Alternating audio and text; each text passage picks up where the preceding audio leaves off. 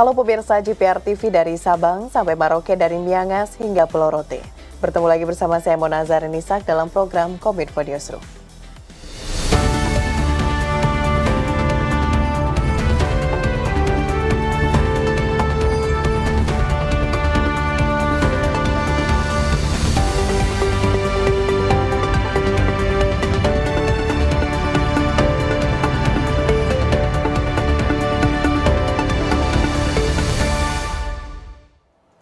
Pemirsa, kita ke informasi pertama. Presiden Joko Widodo menunjuk Menteri PUPR Basuki Hadi Mulyono sebagai pelaksana tugas Kepala Otorita Ibu Kota Nusantara. Sementara PLT Wakil Kepala OIKN yakni dijabat oleh Raja Julie Antoni yang sebelumnya sebagai Wakil Menteri ATR BPN. Penunjukan ini merupakan tindak lanjut atas pengunduran diri Bambang Susantono dan Dodi Rahayu.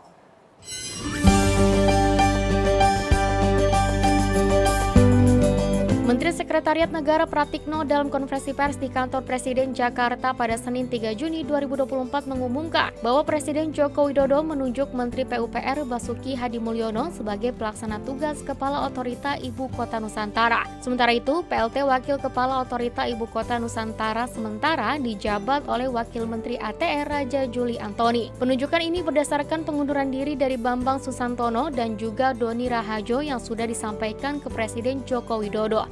Menteri Sekretaris Negara Pratikno mengatakan tidak ada alasan yang disebutkan dalam surat pengunduran diri keduanya.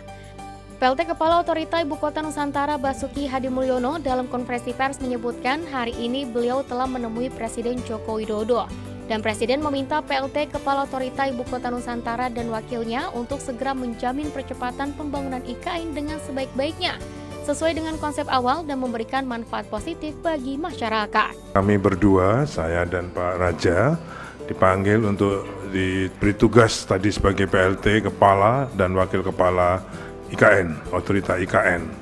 Tugasnya juga sedikit tadi sudah disampaikan oleh Bapak Mensesnek, bahwa tugas PLT ini sama seperti dengan tugas Kepala dan Wakil Kepala definitif sampai terbentuknya, sampai ditunjuknya lagi Kepala dan Wakil Kepala definitif sesuai dengan perundang-undangan. Fokusnya, tugasnya adalah mempercepat pelaksanaan program. Kita yakin bahwa otoritas sudah membuat program-program dalam pembangunan IKN ini. Kami berdua ditugasi untuk mempercepat pelaksanaan program tersebut yang sesuai dengan urban design, sesuai dengan hasil sayembara yang lalu, urban design untuk pengembangan atau pembangunan IKN ini dengan konsep negara Nusa Rimba. Basuki Hadi Mulyono menyebutkan fokus dari program pembangunan di IKN adalah permasalahan status tanah di IKN dan investasi. Kejelasan status tanah di IKN dilakukan agar para investor tidak ragu lagi untuk berinvestasi di IKN. Sementara itu, pemirsa, Presiden Joko Widodo direncanakan berkantor di IKN Nusantara pada akhir bulan Juni 2024. Hal tersebut bersamaan dengan hadirnya ketersediaan pasokan air baku di kawasan IKN Nusantara. Menteri Pekerjaan Umum dan Perumahan Rakyat sekaligus PLT Kepala Otorita IKN Basuki Hadi Mulyono menyebut Presiden Joko Widodo dijadwalkan untuk mulai berkantor di IKN sekitar akhir bulan Juni hingga awal bulan Juli 2024. Hal itu dikatakan Basuki usai melakukan konferensi pers di kawasan Istana Kepresidenan Jakarta Senin 3 Juni 2024. Menurut Basuki Hadi Mulyono, Presiden akan memulai berkantor di IKN setelah adanya ketersediaan pasokan air baku. Pompa air yang akan digunakan di IKN saat ini sudah berada di Balikpapan, yang mana akan dilakukan penginstalan dan ditargetkan selesai pada akhir Juni atau di awal Juli 2024. Insya Allah kalau air masuk dan Juli ini ada masuk, sekarang lagi diambil pompanya di tanggal 7 Juli sampai di Balikpapan kita install. Tapi bisa jadi selamanya. 7 Juni sampai di tanggal 3 Juni diambil, tanggal 7 Juni sampai di Balikpapan di install. Pemirsa, pemindahan sejumlah aparatur sipil negara dan berbagai pihak lainnya direncanakan akan dilaksanakan pada tahun ini. Guna mendukung proses pemindahan dan mengatasi tantangan terkait layanan logistik di IKN, PT Bina Karya selaku Badan Usaha Otorita Ibu Kota Nusantara menggandeng PT Pos Indonesia untuk mendukung layanan logistik di Nusantara.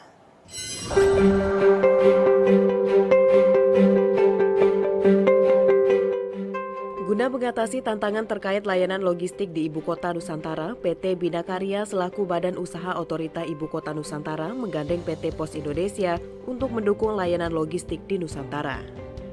Otorita IKN selalu menerapkan prinsip Environmental, Social and Governance atau tata kelola lingkungan dan sosial. Dengan demikian, segala program yang dilakukan dapat diperhitungkan produksi karbon dan bagaimana menyeimbangkannya sehingga bisa mendukung IKN menjadi kota yang ramah lingkungan. Sementara itu, Direktur Utama PT Pos Indonesia, Faizal Rohman Jumadi, menyampaikan bahwa kerjasama ini merupakan sinergi yang baik untuk mencapai tujuan logistik terintegrasi menuju Indonesia maju.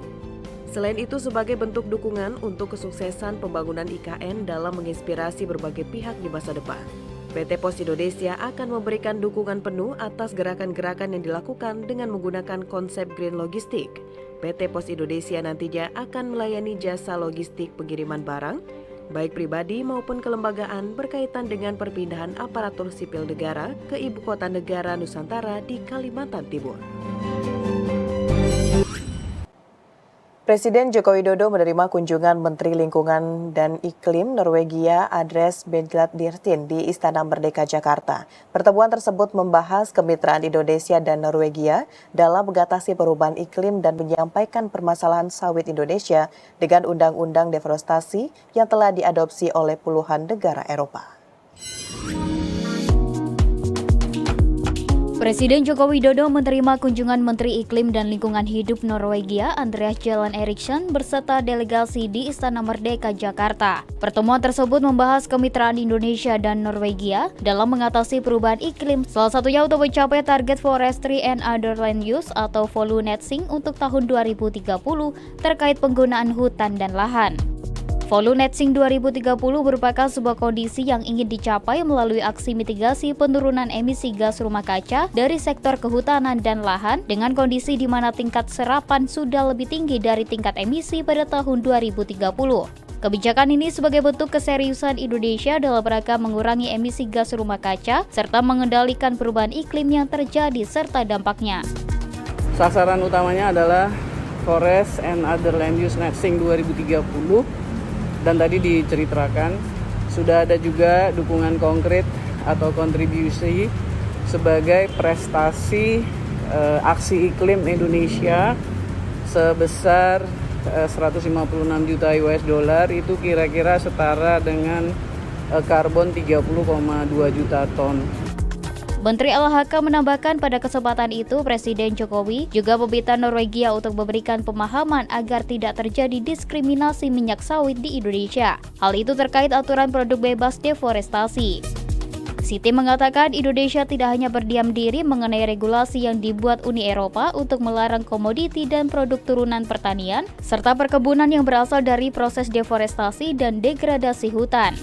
Tadi yang Bapak Presiden juga appeal kepada Norway untuk memberi pemahaman dan persepsi yang tepat agar tidak terjadi diskriminasi terkait dengan sawit. Sementara itu, Menteri Keuangan Sri Mulyani menekankan pentingnya tata kelola yang baik dalam mengelola dana lingkungan hidup, serta pentingnya reputasi Indonesia dalam menarik dukungan internasional. Trust yang muncul terhadap governance dan the way we manage the fund berdasarkan result, dan itu menggambarkan tidak hanya is not about money but most importantly reputation of Indonesia untuk bisa menjaga lingkungan hidup kita sendiri, karena itu penting untuk rakyat kita. Pemirsa, usai jeda pariwara, kami akan kembali dengan informasi lainnya. Tetaplah bersama Kominfo Newsroom.